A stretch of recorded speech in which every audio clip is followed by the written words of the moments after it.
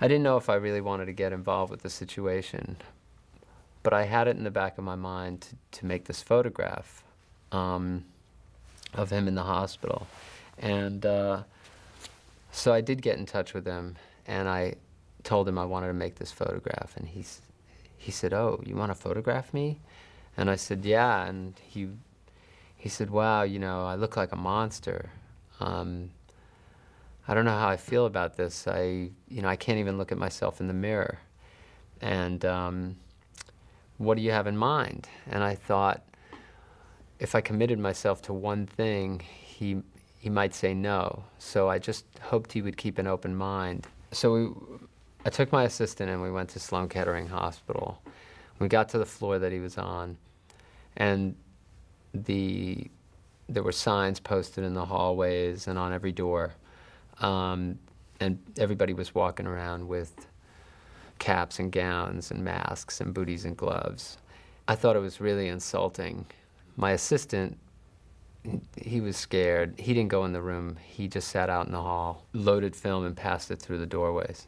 I had called my doctor before I went up and asked him about it, and he said, you know, if you could catch AIDS as an airborne virus, we'd all be dead or in the hospital by now.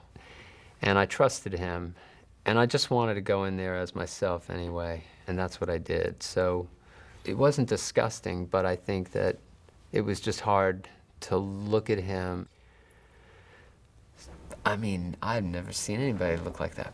He, you know, for a person who was face and body was his canvas, it was just like a tragedy, you know. It was the furthest thing from how refined he'd, you know, a look he'd created.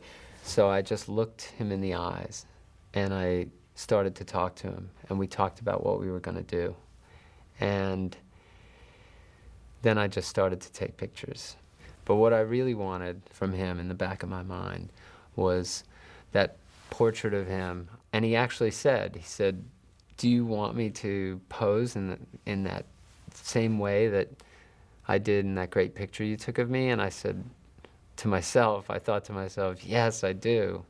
But I said, no, oh, no, you know, it's a great idea, but I don't know, I mean, could you do that? And he said, oh, I don't think I could. I don't think I have the strength.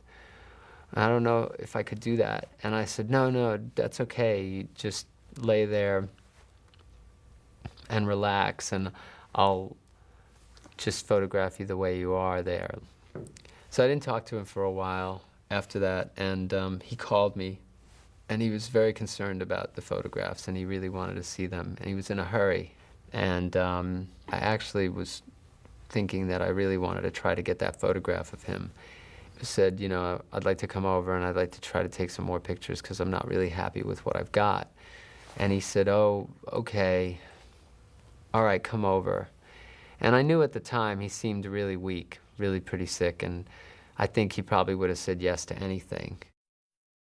So I got my assistant again. We went outside. It was a hot day, really hot day. And I remember trying to hail a taxi, and I'm standing there, and I'm thinking to myself, what am I doing? I mean, you know, this is brutal. I'm just gonna, you know, like, I'm gonna go back up there and do this. I don't, you know, I just felt like at that moment I couldn't do it. And I turned to my assistant and I said, you know, screw it, let's get out of here. Let's go back to the studio. I'm not gonna go up there.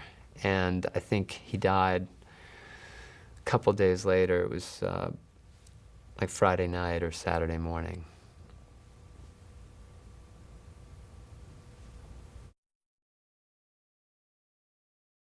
Erstens mal war Klaus immer ein bildhübsches Kind. Er war als Baby schon süß. Wissen Sie, der ist da unten im Allgäu groß geworden, war immer an der frischen Luft. Meine Schwägerin hat den bei Schnee in den Rucksack gesteckt, aufgeschnallt und ist mit dem los und hat gewandert mit ihm. Die hat da fantastische Zeiten verlebt und ist da auch gut versorgt worden bei den Bauern.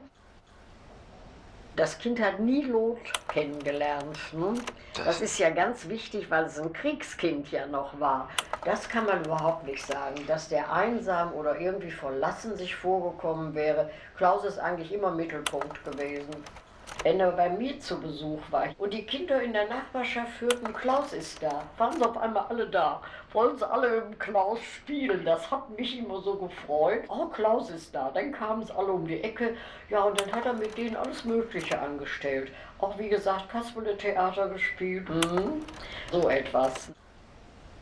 Zu Hause, bei meiner Schwägerin in der Wohnung, bei der Mutter, die ja arbeitete, hat er mal gesungen, weil ja dann nebenher die Musik lief. Ne?